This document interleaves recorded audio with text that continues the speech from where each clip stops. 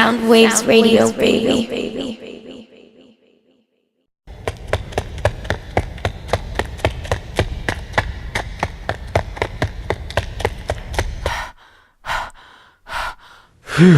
This your boy Eddie Royal, and me kicking it live here on SOUNDWAVEZ Radio on my segment Next Up to the Throne. And today I got my man M. Abel in the building, Mr. 8020, the prince of the rap game, airing straight out of West Philly, man. Go ahead, I'm gonna let you introduce yourself a little bit. Tell them about yourself, man. What's going on, world? It's M. Abel, the prince of the rap game. I'm here at SOUNDWAVEZ Radio. Shout out to the whole TTE family. Shout out to 725.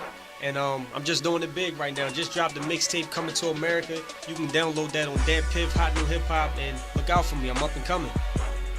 Listen, I got a quick story on how I stumbled across my man music. So I was working overnight security, and one of the guards that worked down at the bottom where I was stationed at, he said he was a rapper, and he gave one of my other coworkers his mixtape, and we listened to it. It probably was one of the worst mixtapes I ever heard in my life. Hands down, no lie. So now after that, I was so skeptical about taking any music from him. So he gave me my man M. Abel, Mr. 8020 mixtape. It had no words on it, no label, no nothing. He just like, yo, listen to this, my man dope. I was like, all right.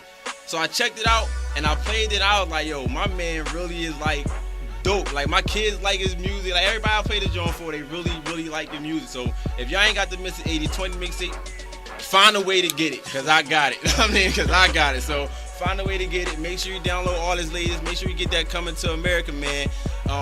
Like I say, this shit I was fully. So just tell me how you got into the game. Like, what was your drive to make you actually want to get behind a mic and do this as a profession? Well, it all started with me was my brother. When I was a young boy, my brother used to rap a lot, and he had this squad called Sky's the Limit. And just watching them as I was coming up and how they would just take over things, like they would go and put together mixtapes and get out here and rap on street corners. I was a big fan of that. And just, watching some of the mainstream guys as well. So once I seen that, as I started to get a little older, I started writing a little bit. At first I don't know if I'm good enough, I'm not sure, but I kept going because people told me, you got some talent, just keep going. And before I knew it, I was hooked, I was stuck onto the rap game. So now that I'm older, I'm trying to make that same push my brother did, but I'm trying to take it all the way. Like, I can really see myself as a signed artist in the next 5 years if everything goes right.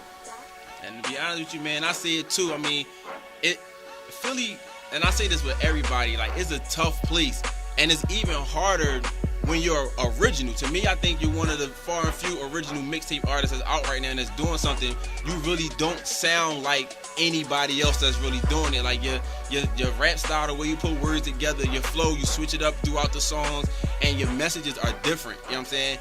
You talk about like the game and hip hop, and you got one joint you talking about your family on Mr. 8020 joint was super dope. I was like, not too many people do stuff like that. What is like your inspiration besides your brother? Like, when you sit down and write, like, what is your thought process that you go through when you're trying to compile a new song? My biggest thing for me is honesty. A lot of rappers, I think they feel like they have to talk about what everybody else is talking about. My whole thing is, I want to be honest, I want to be straightforward, I want to be me. I don't want to have to lie about anything that, I did this in the streets. I want to tell people my story. And when you look at Philly, I feel like Philly rappers always feel like they have to just follow the trend. Like, if everybody's talking about this, I'm going to do the same thing. My whole thing is, I want to just make a lane for myself where it's like I'm different. Even with my mixtape, Mr. 80+20 and Coming to America, if you listen to the format, I actually put them together almost as if I was putting an album together. I didn't put it together like a regular mixtape where guys just grab 10 or 15 beats and just start rapping.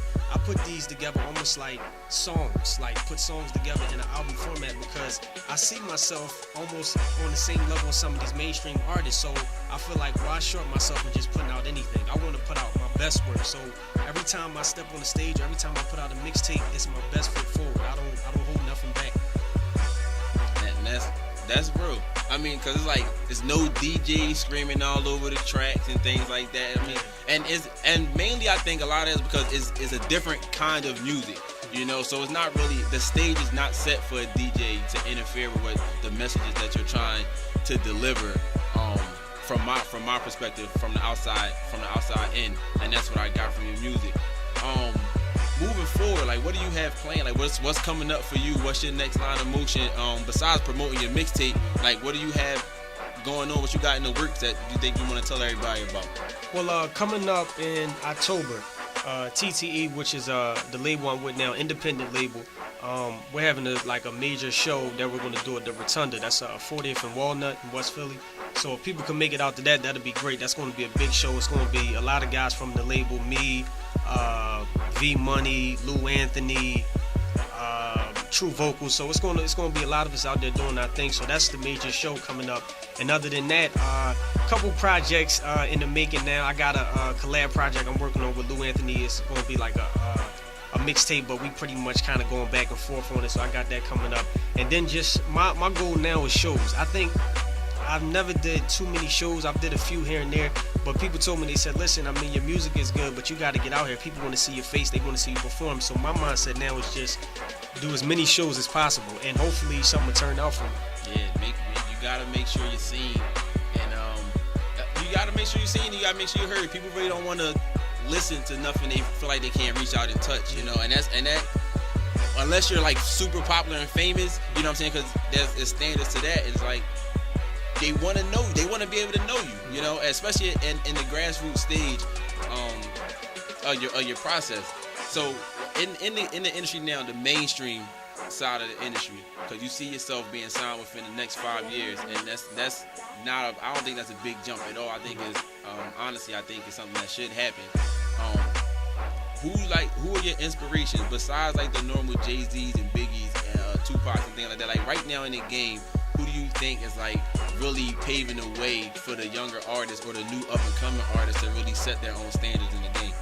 For me, I think out of the new guys, the guys that I really like and I listen to, Kendrick Lamar is a great artist, because I feel like he came and he kind of brought that lyrical side of things back, whereas most guys, they kind of just came in the game and everybody's about having a catchy hook and a real hot beat. But Kendrick Lamar showed you that, you know what, you can bring the lyrical rap back and still be successful, because he's one of the top guys in the game. I'm also a big fan of J. Cole. I think he's a great lyricist.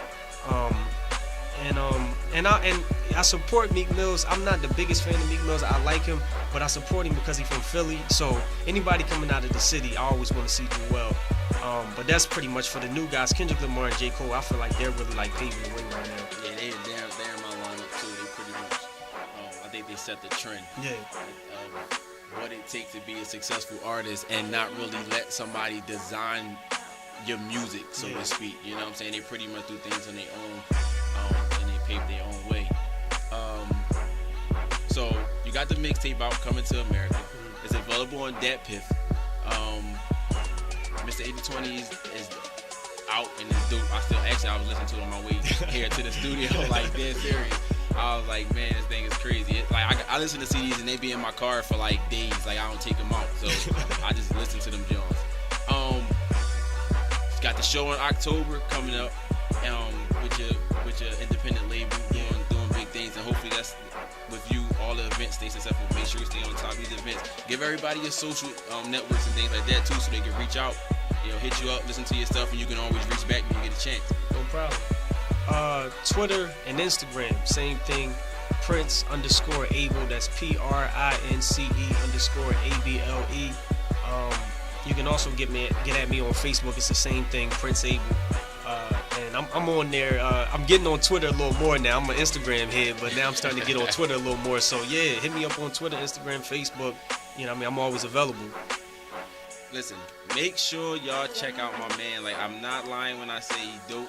I wouldn't have asked him to come if I didn't think he was good, because I don't just want anybody sitting in the chair next to me. That's like my honest word to everything with this music industry. And I just think certain people need that help, that extra push. So I want to make sure that we continue to stay in touch with my man here. Make sure y'all always reaching out to him too, and I'll give him shout outs when I get a chance, because I'm starting getting into my Twitter bag too. I really wasn't really into Twitter until everybody like, you gotta use Twitter. So just make sure y'all stay in touch. Make sure y'all reach out my man M. Able. You know what I'm saying? Coming to America's on Dat Piff right now. Make sure y'all go download that. It's not hard to find. Type in his name, is right there. He's not in the super background. You can't find him. You can find it. It's right there, because that's how I knew his next mixtape dropped, because I'm listening to his old one now and I wanted to know if he did something new. It popped up right there. Then I reached out to him because I had to try to see what I could do. So anything else you want to mention before we close this interview down? last thing, I just want to, thank my man Eddie Royal for having me come up to SOUNDWAVEZ Radio, do my thing, talk about the mixtape, talk about where I'm going, talk about just this whole rap life that I'm infatuated with it. So I appreciate Eddie Royal for having me come up here, man. That's love. No doubt, man. No doubt, man. All right, man. Again, this your boy Eddie Royal here at SOUNDWAVEZ Radio. That was my segment on Next Up to the Throne with my man M. Abel, and we out of here. Yeah.